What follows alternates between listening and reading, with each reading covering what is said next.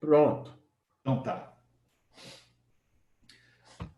Olá, pessoal. Na aula de hoje nós vamos trabalhar o conceito inicial de avaliação, procurando distinguir os vários tipos de avaliação, avaliação sumativa, avaliação formativa, qual é a relação que esses dois tipos, esses dois módulos de avaliação têm para o processo de aplicação do guia e também analisar um caso específico para já ir se acostumando, já ir se familiarizando com a terminologia do guia e com as ferramentas que a gente usa, por exemplo, o modelo lógico, o uso da teoria do programa e esses conceitos mais básicos, ok? Então, vamos lá. Em primeiro lugar, eu gostaria de trabalhar com vocês essa questão da avaliação do programa, né? Que é um pouco mais amplo do que avaliar um projeto específico. A avaliação do programa, o que ela traz para a gente? Ela avalia a necessidade, a relevância, o desenho e a implementação, a utilidade de uma intervenção proposta que busca concretizar os objetivos de uma política. Ou seja, a gente tem que fazer algumas perguntas para o programa, para o projeto que a gente está avaliando, e procurar entender o que esse programa envolve, que valores, que princípios, que objetivos ele envolve. A necessidade que o avaliador tem, a expertise, a habilidade que o avaliador tem que desenvolver nesse momento é a capacidade de fazer perguntas. Então, toda avaliação, de um modo geral, todas as etapas da avaliação ex post e também da avaliação ex ante, depende um pouco dessa condição. Quer dizer, o gestor que não souber fazer perguntas, não souber formular perguntas claras, objetivas, perguntas muito precisas, ele vai ter problema com o processo avaliativo. Capacidade de ouvir o que tem a dizer os stakeholders. Essa é outra preliminar, né? Nós estamos aqui trabalhando com as preliminares, né? Conceitos básicos para começar a aplicar os roteiros do guia. Então, esse é outro elemento fundamental. Capacidade de escuta, saber ouvir, né? Saber se comunicar, mas, sobretudo, se despir de preconceitos, assim, de ideias pré-concebidas sobre o que as várias organizações, as várias instituições têm sobre avaliação e sobre aquele projeto, sobre os resultados que aquele projeto trouxe, sobre os problemas que aconteceram na execução de uma política específica. Capacidade de aplicar métodos de análise, né? Então, de novo, assim, o domínio de métodos quantitativos, de métodos qualitativos, isso é fundamental, né? Fundamental. E aqui não há uma hierarquia, né? Muitas vezes, hoje a gente vive uma influência muito grande da ciência de dados, da importância de ter dados em larga escala, as tecnologias de internet, as tecnologias de base de dados, o ferramental estatístico sofisticado, às vezes criam essa ilusão de que uma informação quantitativa, uma informação baseada em dados, ela tem muito mais valor, ela é muito mais útil no processo de avaliação do que uma informação qualitativa, ou seja, uma informação baseada em conceitos. E, na verdade, o que a literatura, a boa literatura sobre avaliação nos traz, é de que tanto os métodos avaliativos quantitativos quanto os qualitativos, eles são igualmente úteis, eles são igualmente necessários para o processo de avaliação. Não há uma hierarquia entre esses métodos de análise, não há métodos bons ou métodos ruins. Há, sim, métodos adequados e métodos inadequados. E o que é um método adequado? É aquele método que, usando as ferramentas corretas, as ferramentas bem aplicadas, me permitem responder as perguntas avaliativas, as perguntas que eu faço à execução da política, ao impacto da política, né? Então, tanto os métodos qualitativos quanto avaliativos são bons, né? Manipular uma base de dados e saber extrair variáveis descritivas, né? O desvio padrão, a média, a moda, fazer um bom modelo de correlação múltipla, saber entender e interpretar esse modelo, é tão importante quanto saber fazer uma entrevista, saber montar um grupo focal, saber fazer a história de vida de um grupo que sofreu o impacto de uma política de saúde, por exemplo, e saber juntar essas informações quantitativas e qualitativas, saber combiná-las, isso que é importante. Então, adiante aqui. Nessa capacidade de aplicar métodos, a gente chama atenção para a capacidade de responder a expectativas sobre conhecer a realidade e as intervenções. Então, fundamental conhecer o mundo em que o projeto e o programa estão sendo aplicados. Melhorar o desempenho das intervenções, ou seja, o objetivo da avaliação sempre vai ser esse. Então, a avaliação de políticas públicas não é um mero exercício de coletar informações, de erudição acadêmica, para fazer paper para congresso. Não, o objetivo da avaliação que o guia, que o roteiro nos traz, ele é muito pragmático, ele é muito focado, ele é muito preciso. É melhorar a intervenção do governo, é melhorar a ação do governo, é qualificar o governo em ação, ou seja, a produção de bens e serviços para os cidadãos, né, para a cidadania. Então, é o desempenho que é focado, é um problema básico de eficiência e eficácia. Prestar contas à sociedade, essa é uma outra função importantíssima da avaliação ex post. Né? É preciso garantir transparência, accountability, é preciso garantir as informações e o processo de avaliação, ele traz isso de uma forma estruturada, de uma forma sistemática, de uma forma, muitas vezes, que atende até os requisitos legais. E a gente viu que, a partir de 2017, 2018, o avanço da regulamentação sobre governança no governo federal exige cada vez mais que os processos de avaliação ocorram de forma sistemática, permanente e estruturada.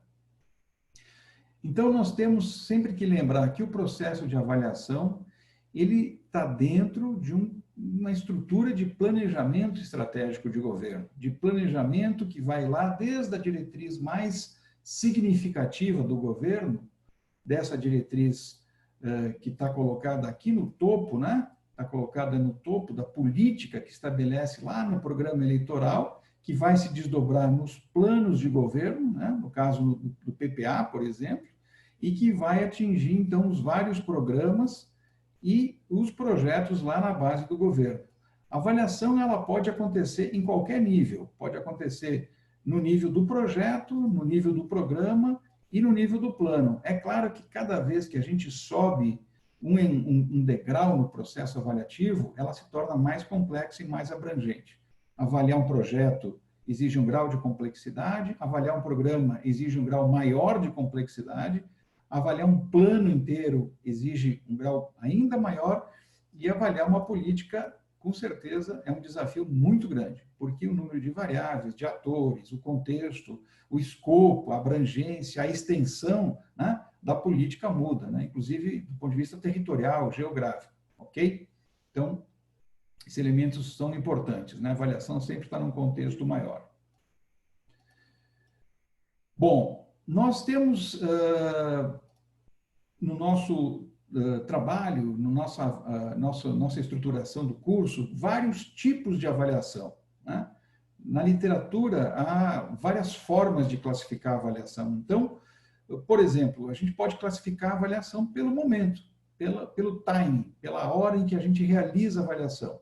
Se ela for ex ante, ela vai trabalhar com a situação de projeto, situação de desenho, a prancheta, na mesa de trabalho, antes da intervenção. Ela vai avaliar, pode também avaliar o meio termo, com a decorrência do processo, onde tem já produtos e impactos semi-estruturados e já tem uma reação do público-alvo.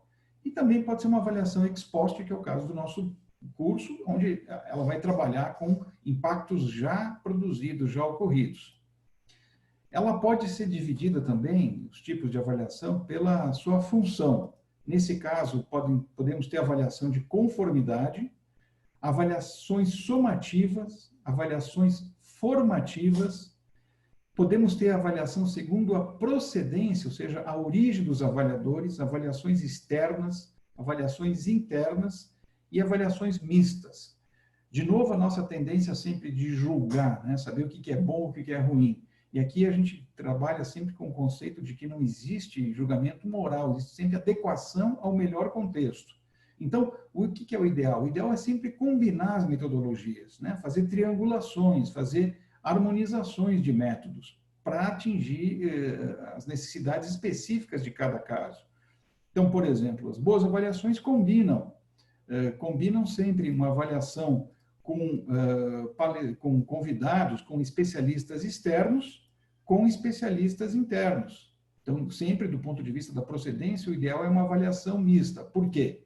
Porque o avaliador externo, ele não tem vícios de origem, ele não tem compromissos, não tem conflito de interesses com as partes que estão envolvidas no processo de implementação, de desenho de uma política específica. Eles trazem, esses especialistas, mais isenção no processo de avaliação. Qual é a grande dificuldade? Que um especialista externo, ele conhece menos daquela política, daquela organização, daquela realidade, daquele contexto. O especialista interno é o contrário, ele conhece muito mais da política, mas ele tem muito mais compromisso, ele tem muito mais relação até pessoal ou emocional com as pessoas envolvidas. Então, sempre é um trade-off, é um balanço entre conhecimento e envolvimento pessoal que a gente que está trabalhando com avaliação ex post precisa medir, precisa ponderar. No mesmo caso, a avaliação somativa e a avaliação formativa. Né? Enquanto a avaliação somativa e formativa estão focadas para dimensões diferentes, né?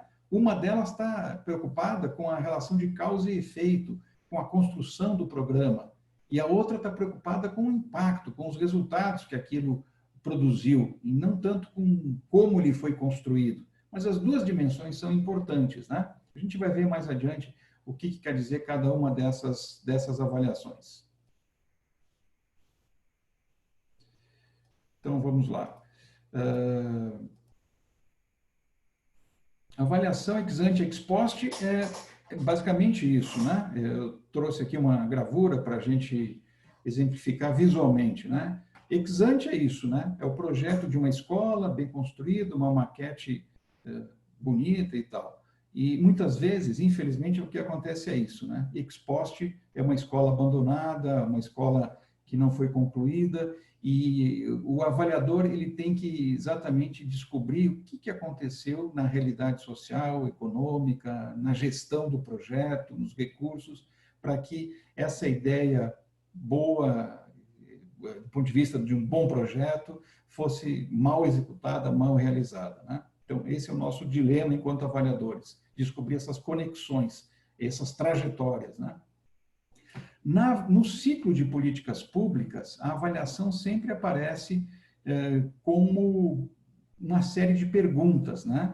Então, primeiro a gente tem a questão do problema, depois a definição de agenda, a formulação do diagnóstico, a tomada de decisão, a implementação dos serviços, a avaliação com uma análise de resultados de impactos, e isso sempre vai conduzir a uma análise de eficiência, e esse ciclo sempre vai ser eterno. Quer dizer, a avaliação é um processo de aprendizagem que não termina. Então, isso é importante fixar. No caso da avaliação ex ante, é importante, embora o guia nosso focalize o ex post, o ex ante é uma complementação e é sempre bom que a gente tenha pelo menos uma noção do que é a avaliação ex ante. Então, ela é realizada sempre, como o próprio nome diz, antes do início do projeto. Ela procura medir a viabilidade do programa, ou seja, se o programa é execuível ou não, se tem coerência interna, se existe uma relação de custo-benefício adequada em relação a alternativas de execução daquele projeto, se há uma viabilidade também política institucional, porque o projeto ele tem que ser compatível, né? O programa tem que ser compatível com os valores, com as crenças que são hegemônicas, que são dominantes da orientação estratégica do governo, obviamente, senão ele não tem viabilidade política institucional. A avaliação ex ante, ela identifica as expectativas e os benefícios e os beneficiários da ação, antes que isso aconteça, para saber se exatamente são essas pessoas que devem ser atingidas, é exatamente esse público que a política deve ser atingida. Identifica as prioridades e as metas, porque as metas são importantes, as metas sempre tornam tangível o objetivo da política. A meta de um projeto, ela torna concreto, ela torna palpável, ela torna visível qual é a diretriz, para onde vai o projeto, a entrega do projeto. Então, a meta é muito importante, a clareza da meta, a objetividade da meta. Isso tem que estar bem desenhado na avaliação ex-ante, que investiga isso. A avaliação ex-ante, ela é um instrumento que ajuda na escolha da melhor opção estratégica, porque ela compara alternativas concorrentes, né, que são concorrentes simultaneamente. Ela é utilizada por órgãos financeiros, muitas vezes, que financiam, né, os patrocinadores dos projetos, porque a análise custo-benefício é tipicamente uma análise ex-ante de avaliação, porque ela compara projetos que têm orçamentos diferenciados vis-à-vis benefícios, né, que também são diferenciados, para saber qual é a melhor relação em relação ao projeto que vai ser escolhido.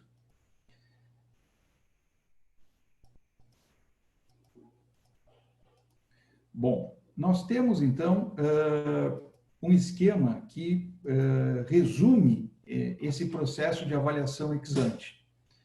No guia, nós temos um checklist lá na página 23 até a 51, que depois vocês podem consultar, no guia de avaliação ex-ante, também publicado pela Casa Civil e pelo IPEA, está disponível na bibliografia, em relação a um exemplo que eles usam, muito didático, que é um programa de melhoria habitacional, né? Ampliação dos setores de desoneração da folha, é um segundo exemplo, e também a política de reoneração da folha de pagamentos. São 3 exemplos: habitação, desoneração da folha e a eventual reoneração da folha, onde a avaliação ex-ante é usada, para saber se o design, se o desenho, se a estrutura conceitual do projeto foi bem feita.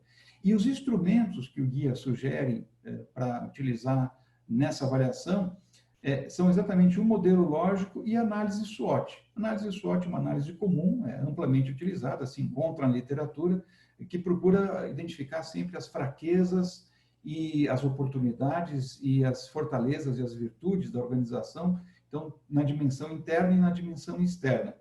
E a lógica desse modelo, ela é muito simples, né? Ela está colocada aqui de uma forma bem clara, né?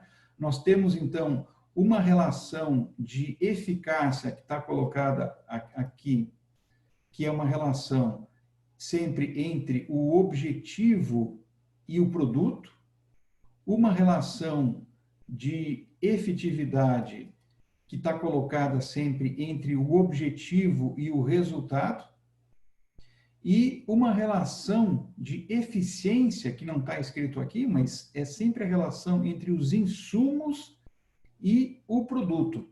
Então, a relação de eficiência, vou botar um E aqui de eficiência, ela ocorre entre o quanto eu uso de recursos financeiros, orçamentários, tecnológicos, recursos humanos, para gerar os produtos específicos. Isso me dá sempre a eficiência do projeto. A eficácia me dá sempre a relação do produto em relação ao objetivo, se de fato aquele produto gerado pelo projeto, pelo programa, atingiu o objetivo que eu esperava. E a efetividade é se o resultado daquele produto realmente resolveu o problema público que eu estava enfrentando. Então, vocês vejam que isso aqui é a estrutura básica do modelo lógico. Qualquer gestor que vai fazer avaliação ex post tem que ter essa estrutura mental de forma, diria assim, quase que automática na cabeça. A relação entre efetividade, eficácia e eficiência. Se essas 3 categorias de análise não tiverem claramente presentes na avaliação ex-ante, no desenho do projeto, elas também não vão, provavelmente, com quase toda certeza, acontecer ex post. Ou seja, se o projeto for mal desenhado, dificilmente ele vai ser bem implementado, ele vai produzir os resultados esperados. Por isso que a avaliação ex-ante tem uma íntima relação com a avaliação ex post. Uma avaliação ex-ante bem feita, ela vai revelar já com antecedência o que a avaliação ex post também vai confirmar lá adiante. Seja para o bem, se o projeto for acertado e produzir efeitos desejados, seja para o mal, se o projeto for um fracasso e produzir efeitos que não são esperados.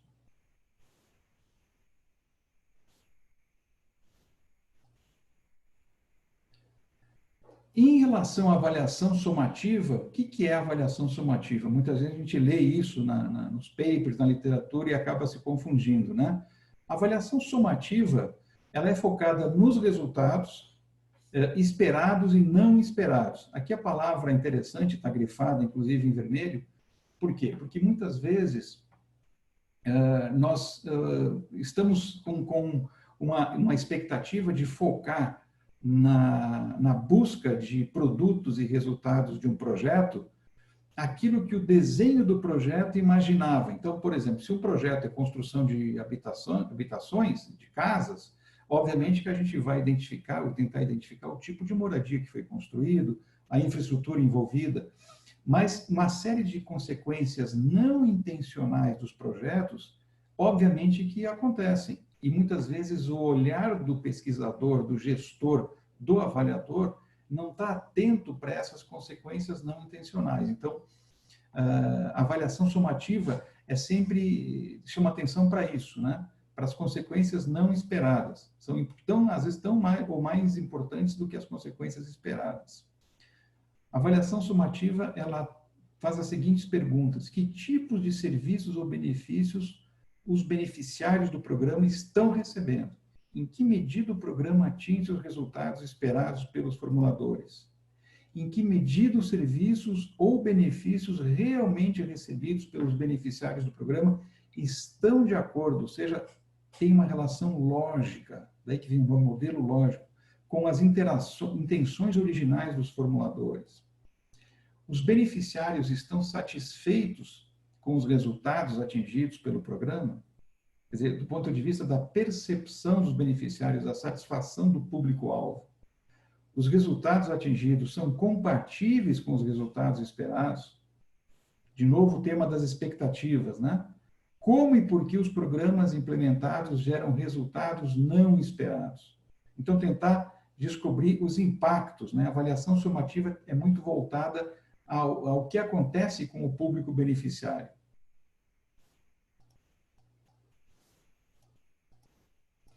A avaliação sumativa, ela é uma apresentação concentrada de resultados, como eu estava dizendo, em relação a uma situação problemática inicial. O sentido de uma avaliação sumativa é, ao final da fase de implementação de um programa, examinar e analisar, então, quais são os objetivos, os impactos e os resultados. O objetivo é analisar a efetividade, lembre que está ligada ao resultado de um programa, compreendendo em que medida se atingiram os resultados esperados junto àquela população-alvo. Pode ser considerada uma avaliação de impacto. Então, geralmente, a avaliação sumativa é até equivalente na literatura à avaliação de impacto. E é sempre a relação, então, entre resultados obtidos e resultados esperados, né? Os resultados propostos. Já a avaliação formativa tem uma ênfase um pouco diferenciada. Ela é focada na gestão e no funcionamento do programa. Então, vocês vejam que a avaliação formativa, ela desloca o foco da atenção do resultado, do impacto do grupo beneficiário, para o processo de execução do projeto, para a dinâmica do processo do projeto, para a gestão do projeto ou do programa. A pergunta é, como é que o programa funciona? Quais são as estratégias que o Ministério, que a organização que implementou o projeto utilizou? Como os meios se relacionaram com os fins? Quer dizer, qual foi a relação entre recursos utilizados e os produtos gerados no projeto? Ela é utilizada na fase de implementação, muitas vezes, né, do projeto. Em que medida o programa está sendo implementado? Como ele foi planejado? Quer dizer, qual é essa relação entre implementação e planejamento? E quais são as discrepâncias dessas duas dimensões? E as convergências, eventualmente? Diagnostica as possíveis falhas de um programa, instrumentos, procedimentos, conteúdos, métodos e sua adequação ao público-alvo. Então, a avaliação formativa, também conhecida como avaliação de processo, exatamente essa, que ajuda a entender quais são as falhas de implementação. Os recursos estão sendo alocados com eficiência, então o tema da eficiência é um tema típico da avaliação formativa. O cronograma foi cumprido, é uma pergunta típica de avaliação de processo. A população-alvo está sendo atendida conforme as metas, de acordo com as metas, né? Compatíveis com as metas planejadas? São todas questões, então, da avaliação formativa. De novo, as duas avaliações são importantes. É importante saber o impacto e é importante saber como que se chegou lá. Então, formativa e somativa são dimensões igualmente necessárias do processo de avaliação.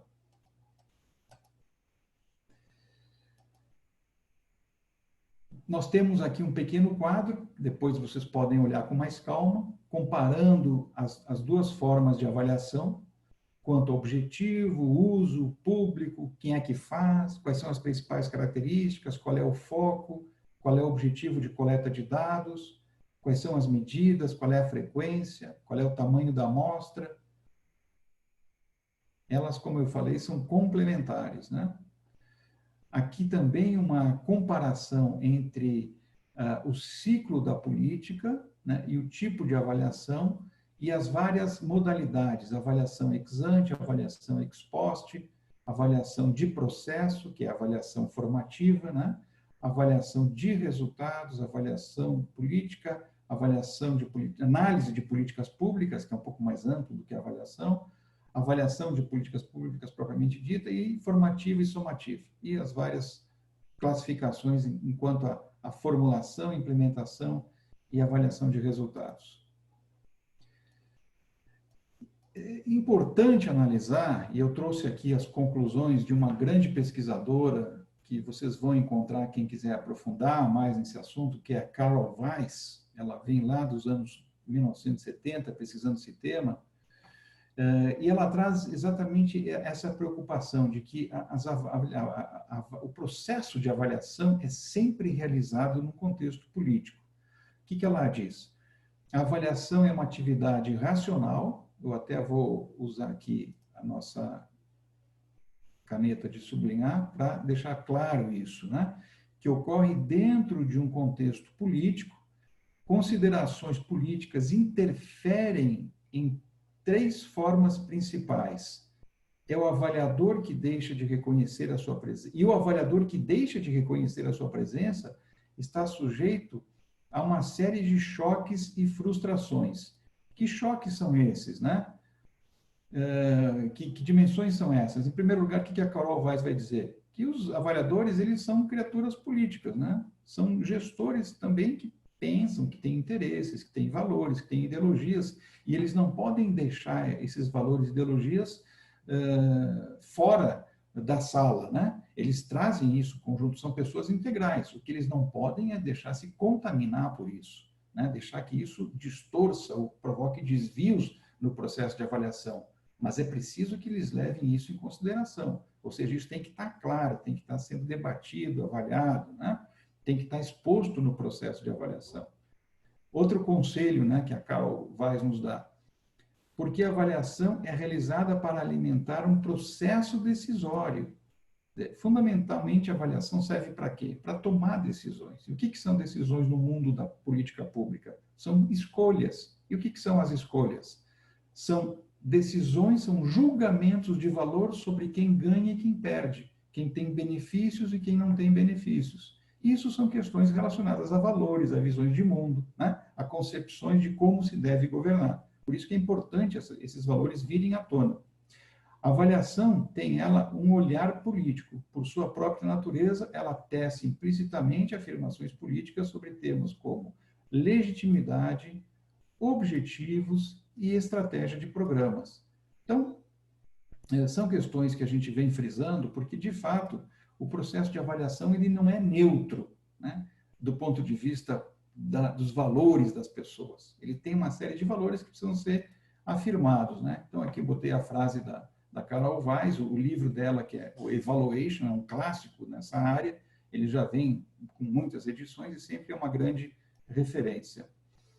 Bom, esse quadro aqui, ele traz uma periodização da evolução das escolas teóricas de avaliação, né? Então, nós tivemos uma escola experimentalista, depois uma escola pragmatista, depois uma escola economicista, que vai desde 1960 até os anos 90. Vocês podem usar esse quadro para se localizar na literatura, ele não tem uma influência direta no que a gente está vendo, é apenas um quadro de referência para que você se localize nas leituras mais aprofundadas, né? Então, até nós chegarmos nos anos 1990 até hoje, onde a avaliação ela sofre um conjunto de influências da escola construtivista, da escola democrática, da escola colaborativa e dialógica. Quer dizer, hoje a avaliação ela tem, digamos assim, múltiplas tendências da ciência política, da ciência da administração pública, que fazem com que ela possa ter várias opções metodológicas, né, a serviço, que podem ser escolhidas pelo avaliador.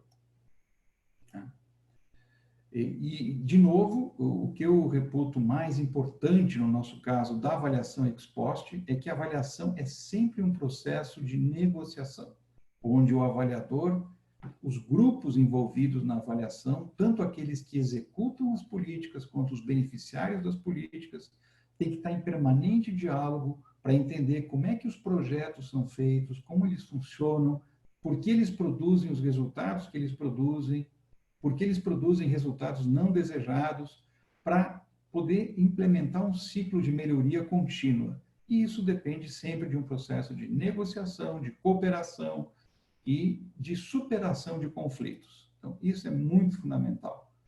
E o gestor que faz a avaliação sempre funciona como um moderador, como um facilitador desses processos.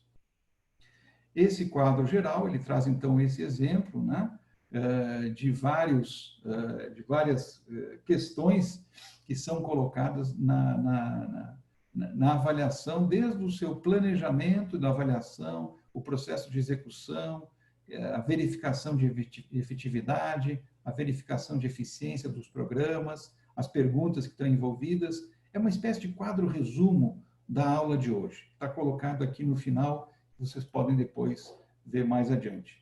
Esse é o diagrama final também, que é um resumo daqueles diagramas que a gente viu até agora, colocando lá as categorias centrais. O nosso guia está muito baseado nessa concepção, isso aqui é o centro do modelo lógico, né? Aqui está um pouco mais detalhado, então a gente tem a eficiência, relaciona insumos com os resultados. A efetividade relaciona o objeto com os resultados. E aqui divide em resultado da intervenção e resultado social. Então, uma variação um pouco mais sofisticada do que aquele outro diagrama. O resultado social é o problema que tem que ser enfrentado. O resultado da intervenção é o resultado daquele projeto específico, que se supõe que vai somar com outros projetos para superar um problema social complexo, né? Sei lá, desenvolvimento regional, um problema de saúde. Então, é um diagrama que resume bem a nossa aula e coloca todo o modelo lógico numa única visão, digamos assim, né? Nós temos aqui um caso típico para ser analisado, que é o programa Farmácia Popular, onde eu queria apenas mostrar para vocês, finalizando a aula, o que esse programa traz em termos de árvore do problema, que é o primeiro passo para a gente entender uma avaliação. Então, aqui tem alguns dados do projeto, é um programa que começou há muito tempo, lá em 2004, em alguns municípios, depois foi expandido para o país inteiro, e um dos problemas centrais associados a esse programa, que baseou a elaboração, o design do programa, foi exatamente esse: acesso reduzido da população a medicamentos básicos essenciais.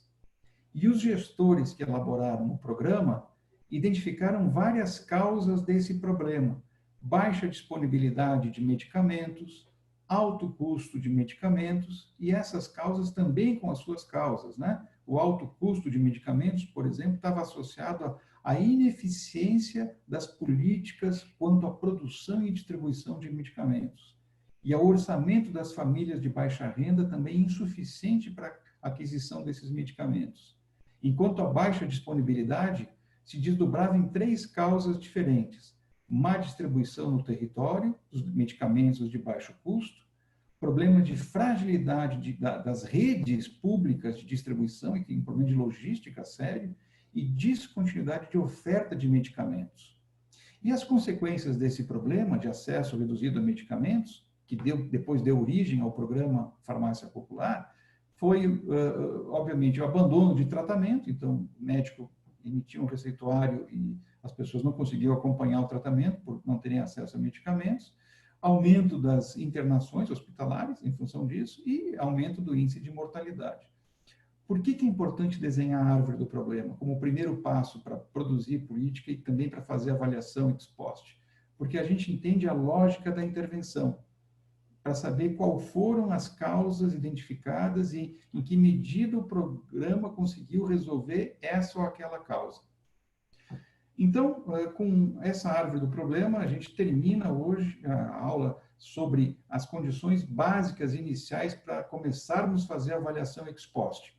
Nós vimos a diferença entre avaliação somativa, avaliação formativa, os vários tipos de avaliação externa, avaliação interna, avaliação mista, avaliações que podem ser feitas no conjunto do ciclo da política, os esquemas do modelo lógico, essas três categorias fundamentais: efetividade, eficiência, eficácia. Então, tudo isso é necessário para o processo de avaliação.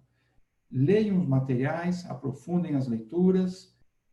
Obrigado pela atenção de vocês. Até a próxima aula.